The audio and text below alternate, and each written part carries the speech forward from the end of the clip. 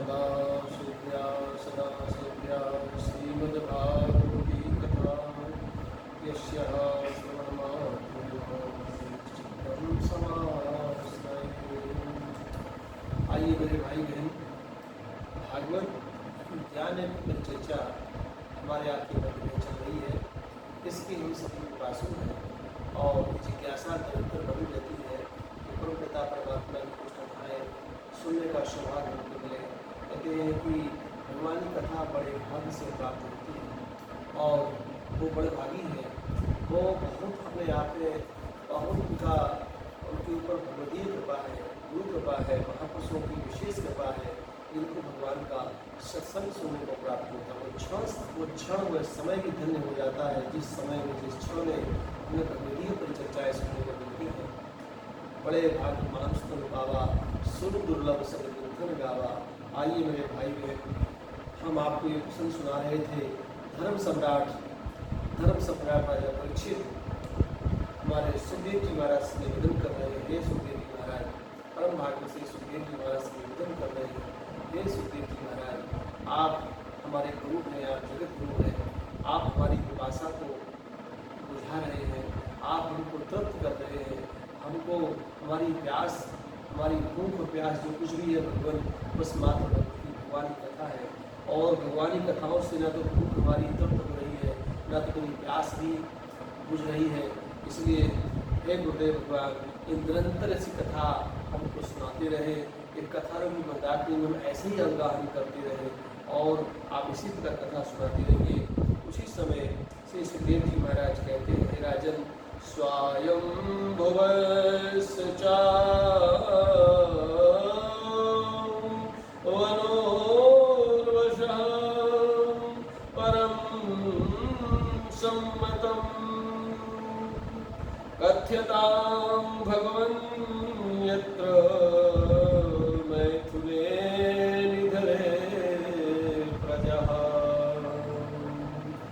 स्वयंभू मनु ने अपनी देवी शत्रुपा के साथ विवाह के बाद उनके सृष्टि करने की दृष्टि से उन्होंने दो पुत्र को, एक पुत्र का नाम, बड़े पुत्र का नाम था उत्तानपाद और छोटे का नाम था प्रियव्रत। दो पुत्रों को जन्म दिया और 3 कन्याओं को जन्म दिया। ये कथा प्रायः आप भगवान कह चुके हैं, लेकिन हमको ये जताने की और हमको ये बताने की कृपा करें और ये विशेष रूप से भगवान ये बताने की कृपा करें इनकी वंश का विस्तार आगे कैसे हुआ। आपने ये नहीं बताया भगवान। तो उनकी जो बड़ी वाली कन्या थी, 3 कन्याएं में सबसे बड़ी कन्या थी आकृति। आकृति का विवाह महाराज रुचि के साथ हुआ। रुचि के इस शर्त के साथ हुआ था कि उनसे जो संतान पैदा होगी वो यज्ञ को दे दी जाएगी और इसके बाद में उनके वंश का विस्तार बहुत ज़्यादा नहीं हो सका।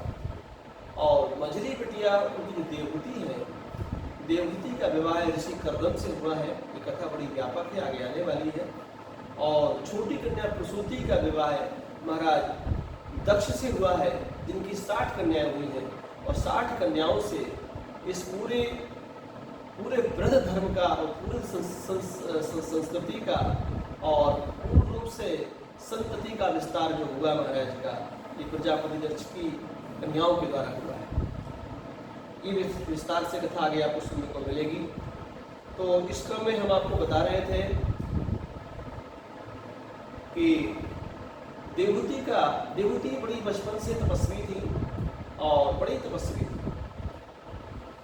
ब्रह्मा के मानस पुत्र हैं, मैंने पूर्व में शुरू में कहा था, जिनके 10 पुत्र मानस पुत्र हुए। उनमें एक कर्दम भी है। जो कर्दम ऋषि बड़े तपस्वी थे।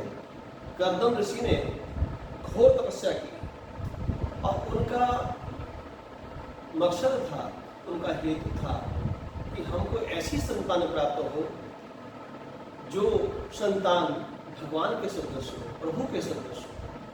और उन्होंने इसके लिए तपस्या करना स्वीकार किया। और संतान होगी तो किसी स्त्री की आवश्यकता ही पड़ेगी। इसलिए वो पत्नी के सुरक्षा, पत्नी को प्राप्त करने के लिए, तपस्या करने के लिए वो वन में चले जाते हैं और वन में जाकर के, अरण्य में जाकर के घोर तपस्या करते हैं। यहाँ तक कहा जाता है 10,000 वर्ष तक तपस्या की ऋषि कर्दम ने। हेतु था उनको सुलक्षणा पत्नी की प्राप्ति हो और उस पत्नी को प्राप्त करने के बाद उससे एक सुंदर पुत्र की प्राप्ति हो, जो पुत्र भगवान के सदृश हो, नारायण के सदृश हो। जितने गुण भगवान में है उतने गुण मेरे पुत्र में हो, जितना सुंदर भगवान है उतना सुंदर मेरा पुत्र हो, जितनी अच्छाइयाँ परमपिता परमात्मा में है उतनी अच्छाइयाँ मेरे पुत्र में हो। मैं जानना चाहता हूँ कि भगवान भी अजर अमर है, मेरा पुत्र भी अजर अमर हो जाए। भगवान की कीर्ति भी ख्याति भी अजर अमर है, मेरे पुत्र की ख्याति और कीर्ति भी अजर अमर हो जाए।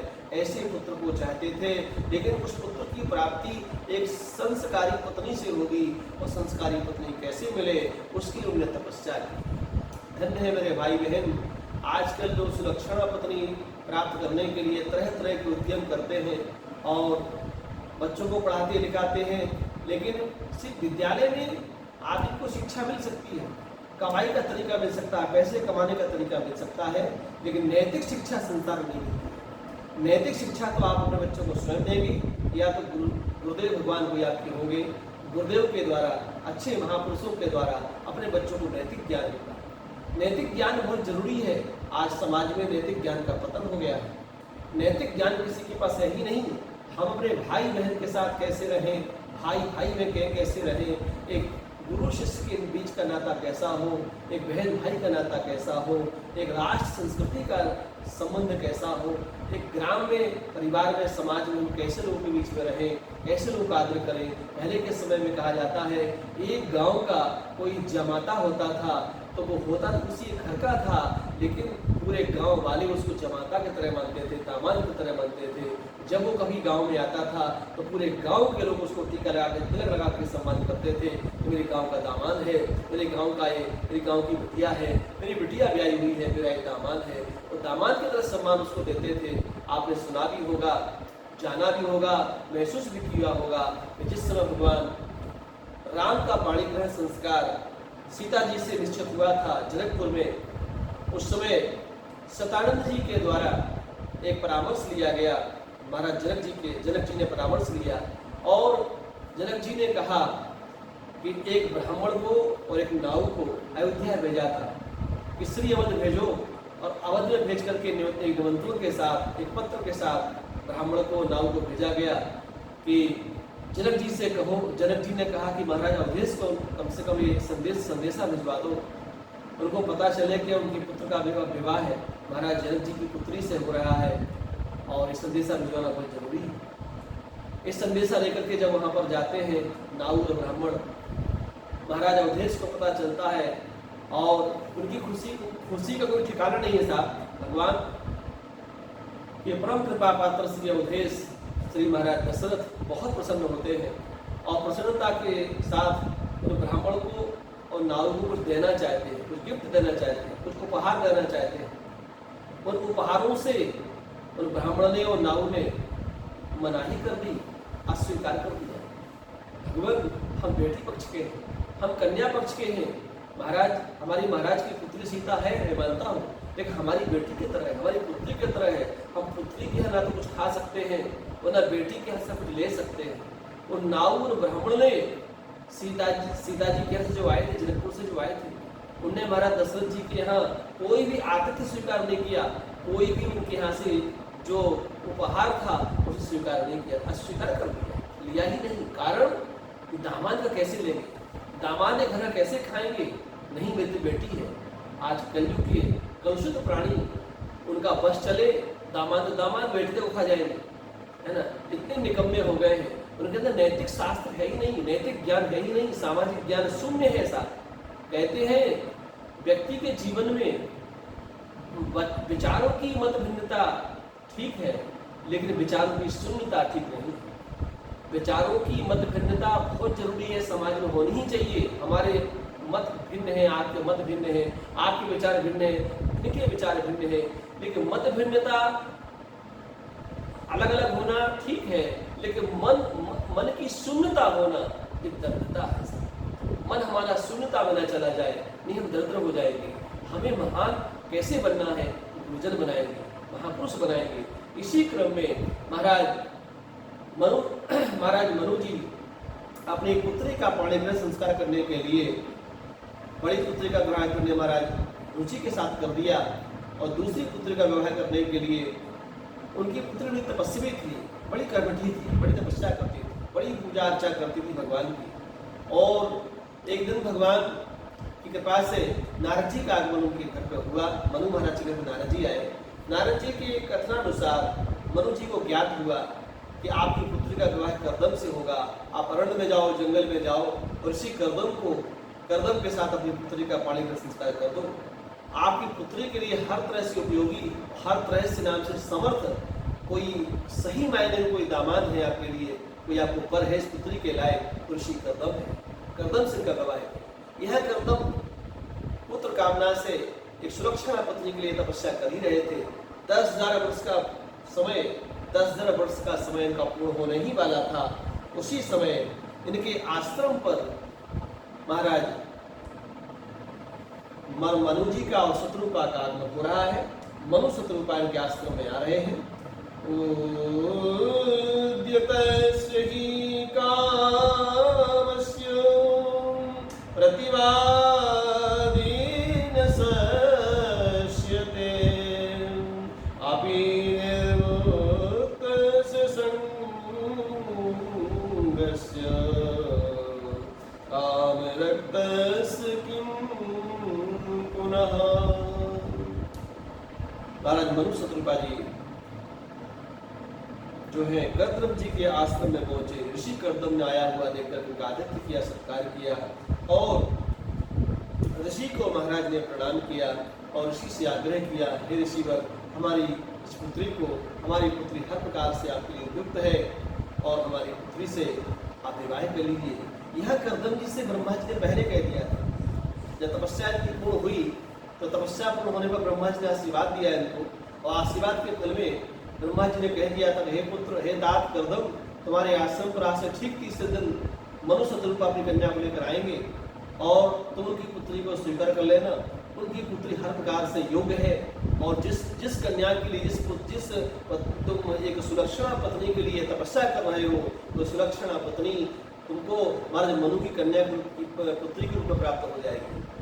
महाराज मनु की जो कन्या देवहूति है वो तुमको प्राप्त होगी, तो उसको स्वीकार करने में हिचक मत करना, और तुम प्रसन्नता के साथ महाराज की जो है पुत्री को स्वीकार कर लेना। तो ब्रह्मा जी का आदेश तो हो ही चुका था पूर्व में। यहाँ पर जैसे महाराज आश्रम में आते आतिथ्य होता है, सत्कार होता है, और इसके बाद में हमारे मनु जी ने कहा कि हे ऋषिवर, मेरी कन्या आपको पति के रूप में वर्ण करना चाहती है, इसलिए हम आपके साथ अपनी पुत्री का विवाह करना चाहते हैं। तो यहाँ पर उन्होंने कहा है कि हे भगवान, जिस व्यक्ति के मन में लालसा हो, जिस व्यक्ति के मन में कोई लालसा हो कि वो कुछ चाहता है और उसके पास कोई देने को आ जाए, उसके पास कोई देने को आता हो, घर पर आ जाए, तो उसी खुशी का तो ठिकाना नहीं होगा। मैं तो ऐसी ही नाम से सुलक्षणा पत्नी की तलाश में था भगवान, और ये तो भगवान की बड़ी बहुत विचित्र कृपा है और विलक्षण कृपा ठाकुर जी की है। भगवदीय कृपा हो रही है मेरे ऊपर में कि मेरे घर आए मेहमान, जो मैं समझता हूँ जो मैं चाह रहा था वो मेरी मन की मुराद मेरे घर पर पूरी हो गई। मेरे घर आए, मेरे सब कुछ मुझे प्राप्त हो गया, घर आकर के मुझे सब कुछ दे जा रहे हैं। जो भगवान की बड़ी विलक्षण कृपा है। और उसी समय और कर्दम जी का और देवहूति का विवाह संस्कार संपन्न होता है। मंगलम भगवान विष्णु मंगलम गणध्वजा मंगलम पुंडरीकाक्ष मंगलाय तनोहरि। इस प्रकार से उनका विवाह देवहूति का कर्दम जी से संपन्न होता है। मनु जी ने बहुत सताव दहेज भी को दिया, और महाराज ने कर्दम जी से विदा लिया और महाराज अपनी राजधानी वापस आते हैं। यहाँ पर कर्दम जी ने मनु की कन्या और पत्नी के रूप में प्राप्त की, देवहूति को प्राप्त किया। और इसके बाद में इनका संसार कैसे आगे बढ़ा ये कथा हम कल आपको कहेंगे। तब तक के लिए जय श्री कृष्ण। सर्वे भवन्तु सुखिनः, सर्वे सन्तु निरामयाः, सर्वे भद्राणि पश्यन्ति, मा कश्चित् दुःखभाग् भवेत्। ओम शांति, ओम शांति, ओम शांति।